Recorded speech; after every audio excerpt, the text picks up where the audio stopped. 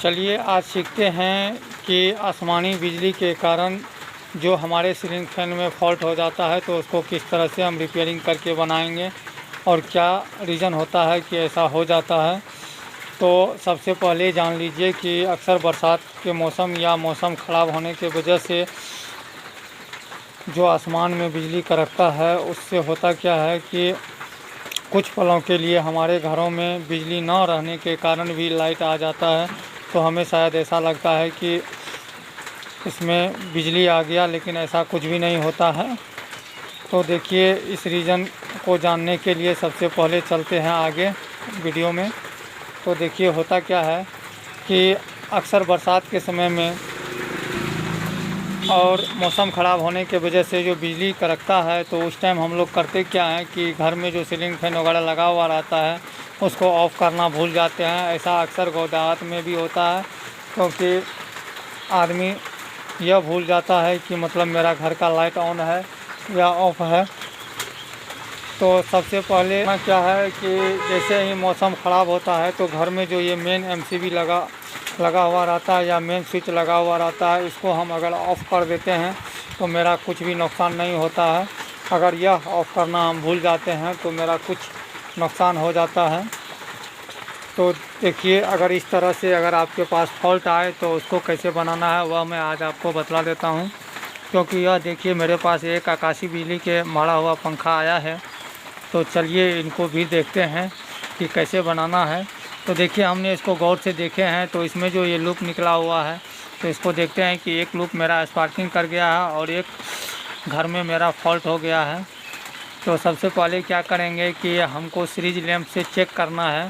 Check करने के लिए हम सबसे पहले इनको निकाल देंगे और एक लूप इधर एक लूप इधर, स्टार्टिंग और रनिंग का दोनों को, चारों लूप को अलग कर देंगे और इस पॉइंट को खुरचेंगे और इस पॉइंट को भी खुरचेंगे। खुरच करके सीरीज लैंप हटा करके देखेंगे, अगर जल गया तो मेरा बीच वाले फॉल्ट है। तो हम क्या करेंगे, उस पीरियड में आराम से कटर से क्या करेंगे कि ये वाले पॉइंट को आराम से पैकिंग बचाते हुए काट करके निकाल देंगे। और निकालने के बाद अब क्या करना है दोस्तों, ज़रा इनको गौर से समझिए। यहाँ पे सबसे मेन पॉइंट होता है, जब भी आप सीलिंग फैन को रिवाइंड करते होंगे, इस तरह से देखते होंगे, तो यह भाग जो है सबसे आगे की भाग वह फर्स्ट कॉइल जाता है इसके अंदर, चाहे आप मशीन से खींचिए या हैंड से कीजिए। तो हमको क्या करना है कि इसके पीछे के हिस्सा को न खुरीदते हुए आगे को हिस्से को खुरीदना है। आगे को हिस्से को खुरीद करके दोनों तरफ से सीरीज लैंप हटा करके देख लेंगे। अगर मान के चलिए मेरा आगे के हिस्से से लाइट आ रहा है तो इधर से नहीं जंपर मारना है हमको जंपर इसका अगले भाग में मारना है, यहाँ और यहाँ इस पॉइंट पे मार करके दो तार निकाल लेना है। और दोस्तों, जब गौर से देखिएगा तो बीच बीच में कहीं आपको स्पार्किंग नज़र आएगा, तो क्या करना है कि इधर भी वही प्रक्रिया करना है, यहाँ और यहाँ खुरीद करके देखना है। अगर सीरीज लैंप जल रहा है तो अगर इसके आगे से इस घर में नहीं जा रहा है तो इसके अगले हिस्सा को खुरीद करके यहाँ से यहाँ एक बाईपास जंपर मार देंगे। अगर आगे वाले स्टार्टिंग घर में एक या दो घर निकाल भी देते हैं तो उससे कुछ फ़र्क नहीं पड़ता है, रनिंग का नहीं निकालना है। रनिंग को यहाँ से यहाँ बाईपास हमको जंपर दे देना है। देखिए, अगर आप यहाँ से पॉइंट उठा लेते हैं तो इसका आगे का वैल्यू ख़त्म हो जाता है, तो इसलिए आगे से पॉइंट बनाते हैं। तो आपका पीछे का तार अगर सही है तो ये भी आपका काम में आ रहा है। तो आपको जब भी खुरीदना है तो अगले भाग को खुरीदना है, न कि बीच से खुरीदना है। आगे से आप चेक कीजिए ताकि इधर का मेरा वायर सारा बचा हुआ रह जाए और मेरा फैन का पिकअप भी न टूटे। तो इस तरह से आप यहाँ से जंपर उठाइए और यहाँ से जंपर उठाइए और यहाँ से पॉइंट बनाइए, कोई दिक्कत नहीं है, आराम से निकाल लीजिए।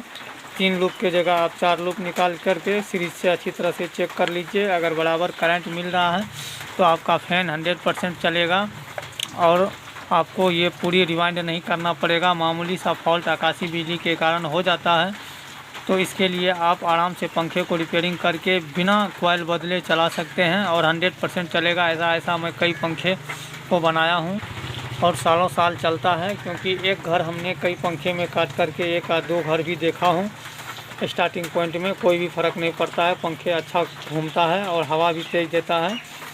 तो आप देखिए होता क्या है कि आकाश से जो बिजली गिरता है वह सबसे ज़्यादा हमारे जो बिजली का जो वायर होता है टेंशन 11,000 वगैरह तार जो मेरे ट्रांसफार्मर तक आता है उसको ज़्यादा करके कैच करता है।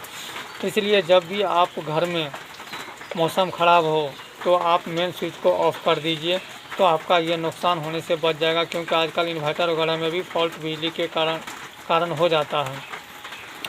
तो इस तरह से आप बनाइए, इधर से मत खुरेचिए। जब भी पॉइंट बनाइए तो कोई भी चीज़ कॉइल हो उसको आगे से पॉइंट बनाइए। अगर मान के चलिए किसी पंखे में लूप भी टूट गया हो तो अगले हिसाब से उठा लीजिए, कोई दिक्कत नहीं है। अगर आप पीछे से उठाते हैं तो आगे का जितना भी कॉइल है उसका कोई वैल्यू नहीं बचता है, यहाँ से आपका यहाँ मिल जाता है डायरेक्ट। इसलिए जब भी आप खुरेद करके पॉइंट बनाते हैं तो आगे से बनाइए, क्योंकि इसका मेन अगला होता है। आगे से बनाते हैं तो इधर का जो भी तार सही है उसका भी वैल्यू बच जाता है और आपका फैन भी पिकअप में चलता है, रफ्तार नहीं टूटता है। यही कुछ बातें हैं जिनको आपको ध्यान में रखना होगा। अगर बीच से आप तार उठा लेते हैं तो वैल्यू भर जाता है, लेकिन आप इसके अगले हिस्सा से उठाइए, यहाँ से उठाइए। इस कोड पे शुरुआती पॉइंट यहीं से जाता है। जब भी आप देखते होंगे मशीन या हैंड से भरिएगा तो ये तार सबसे पहले आता है, तो यहाँ से बनाइए पॉइंट, कोई दिक्कत नहीं है। आकाशीय बिजली के कारण थोड़ा सा ही नुकसान होता है, कोई दिक्कत नहीं होती। आशा करता हूँ दोस्तों वीडियो अच्छा लगा होगा। वीडियो अगर अच्छा लगे तो मेरे चैनल को सब्सक्राइब कीजिए इसी तरह का नया नया वीडियो देखने के लिए, और मेरे वीडियो को पूरी देखिए, मेरे चैनल को सब्सक्राइब कीजिए, कमेंट कीजिए। थैंक यू, जय हिंद।